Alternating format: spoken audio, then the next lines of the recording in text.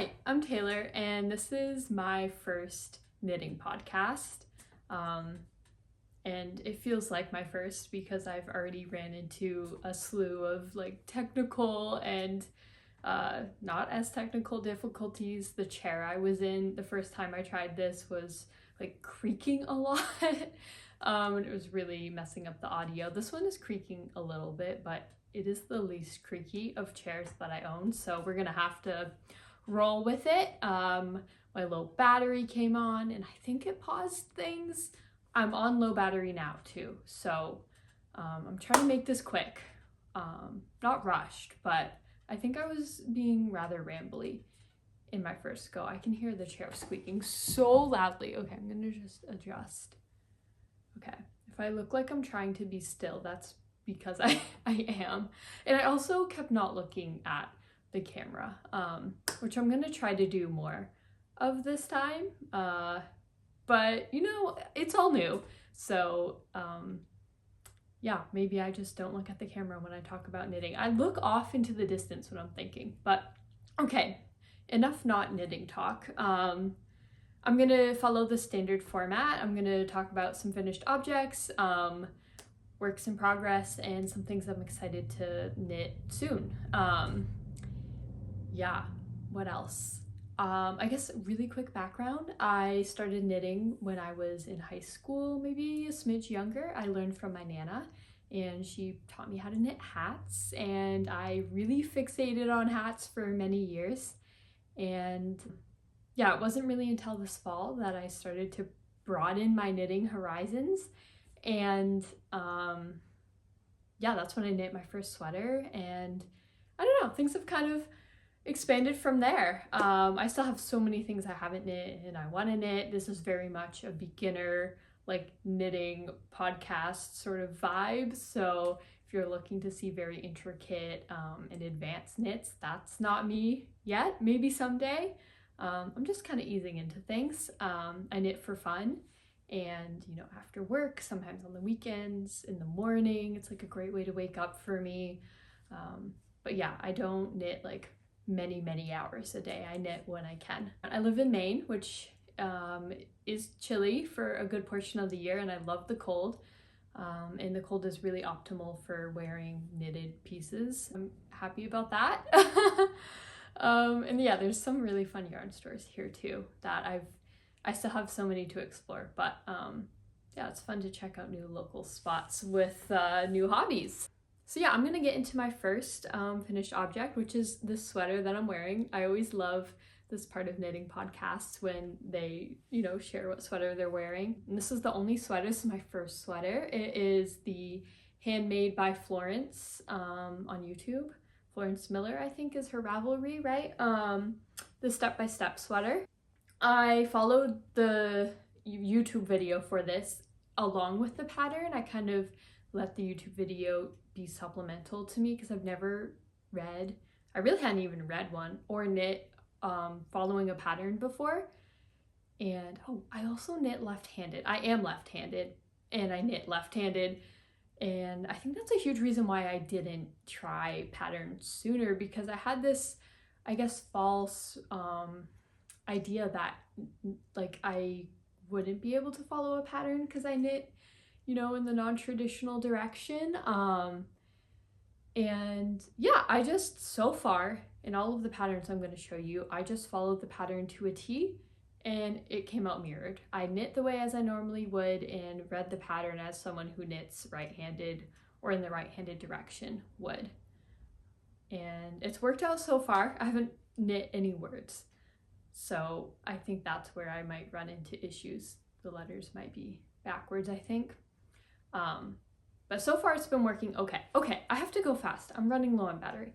Yeah, this was a joy to knit. It gave me a lot of confidence in my ability to knit things other than hats. If you're looking to up your, you know, knitting confidence and also just try something other than maybe a basic scarf or hat, I think this tutorial and this sweater is a really great option.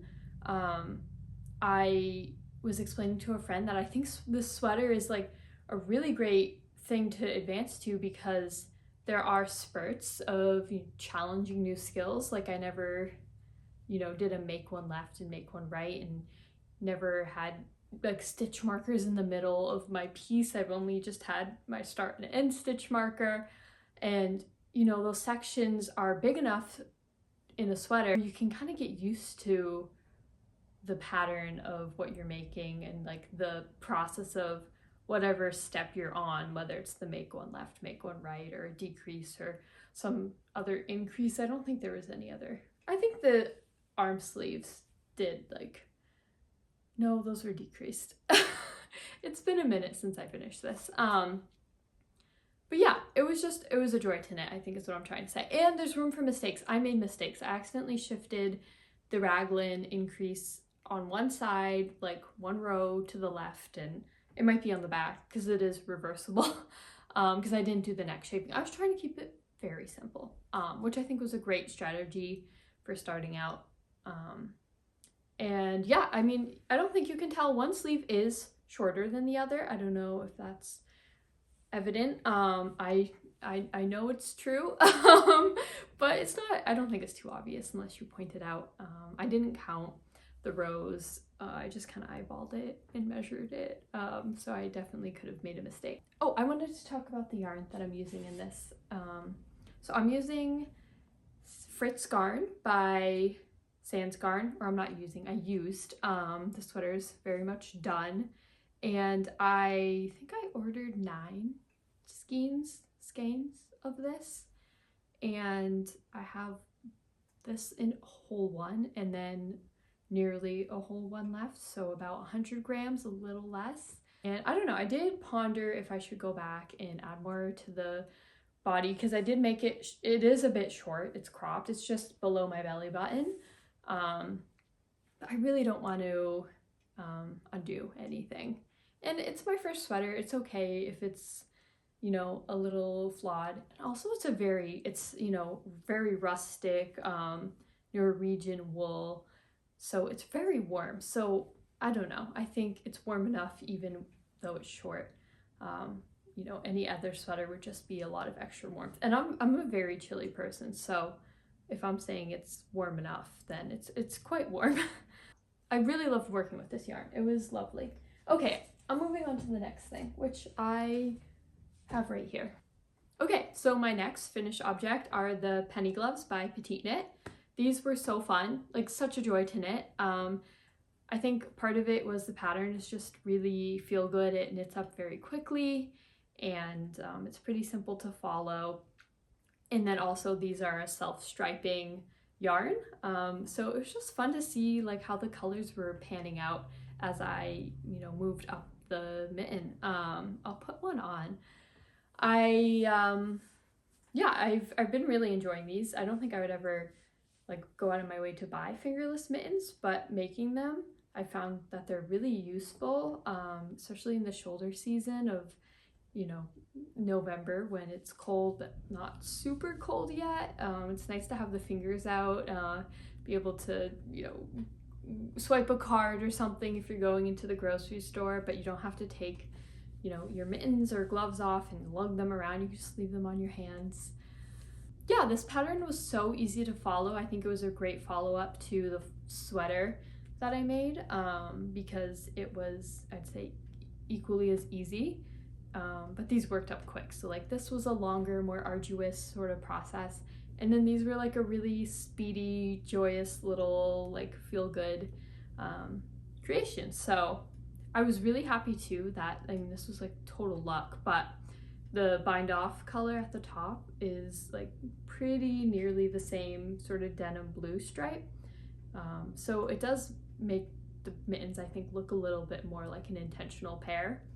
And yeah, I think that's nice. Otherwise, I was a little worried that the striping would be too dissimilar for them to look like an intentional pair, but I do think that really helps tie them together. This is merino wool, and it's very soft. It's already pilling a bit, so that's not great, but I kind of expected that, and I have been wearing them a lot, so no serious pulls or snags or anything.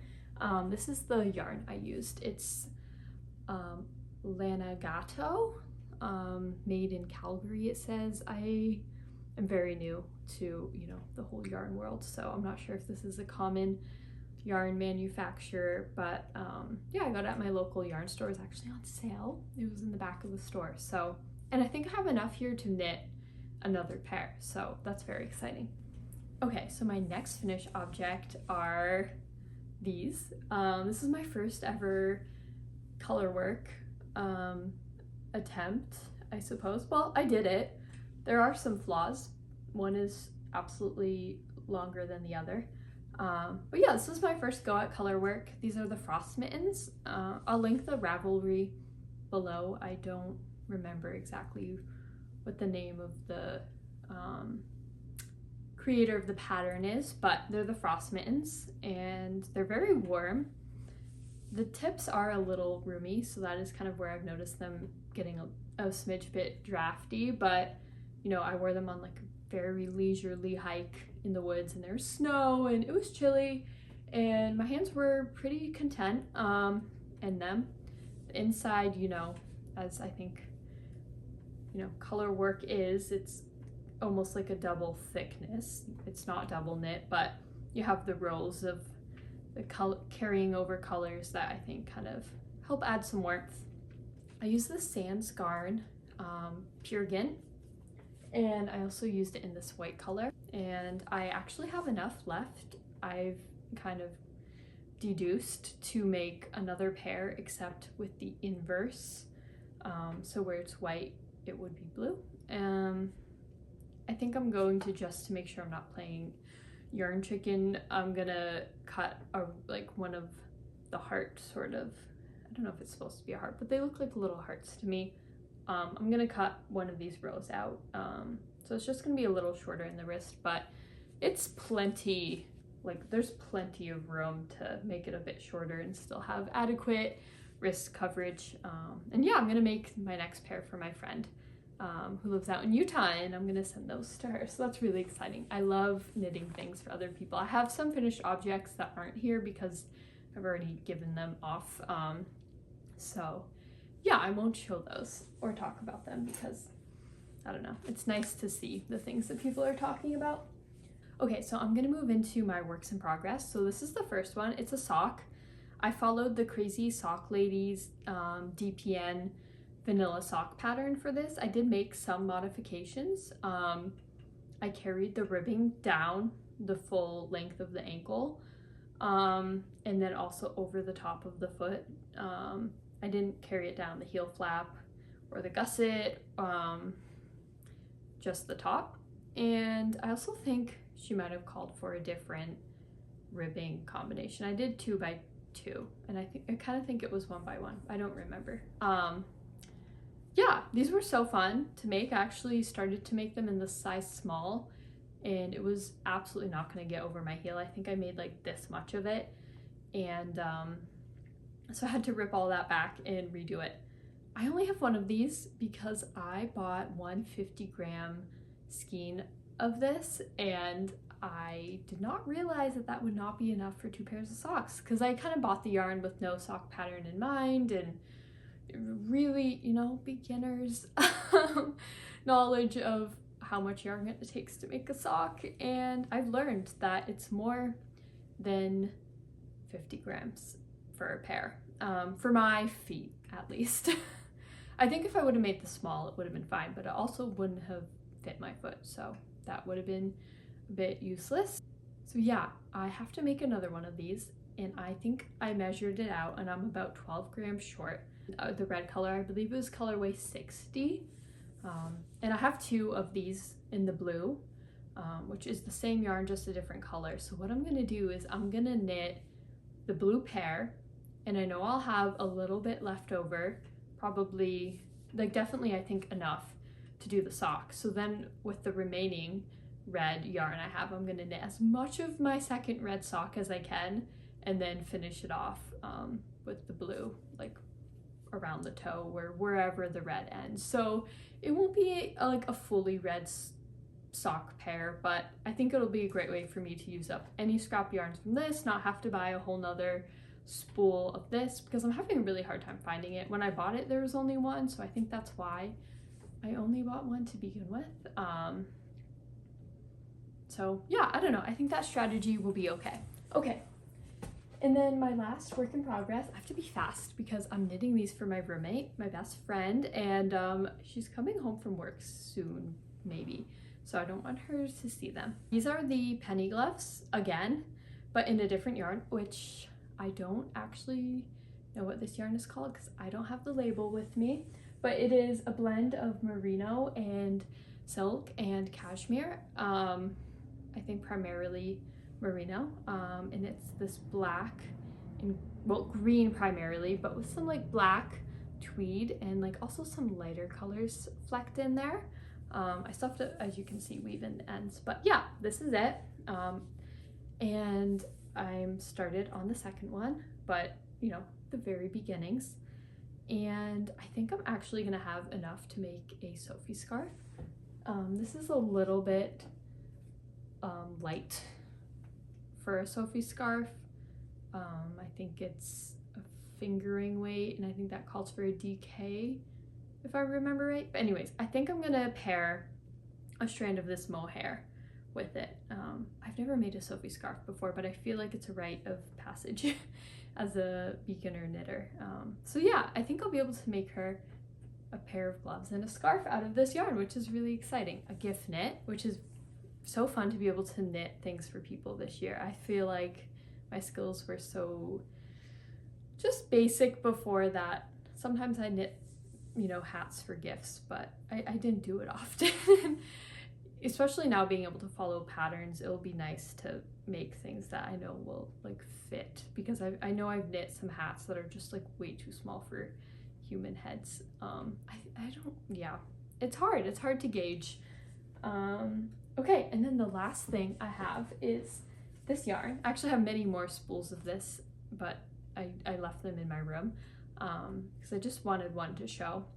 And this is going to be turned into the Woozy Sweater by, what is it, Celine? I can link the pattern I plan on making below as well, but I think it's a roll neck. It has the wide bell sleeves.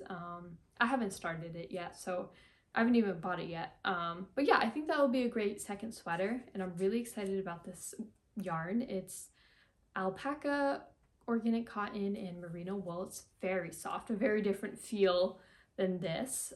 I like them both, but I think this will be really fun to knit up. And yeah, it's color teal 7997, and it's, I do not know how to pronounce this, but I will show it. I should have looked all of this up before. This was a spontaneous post-work endeavor on a Monday.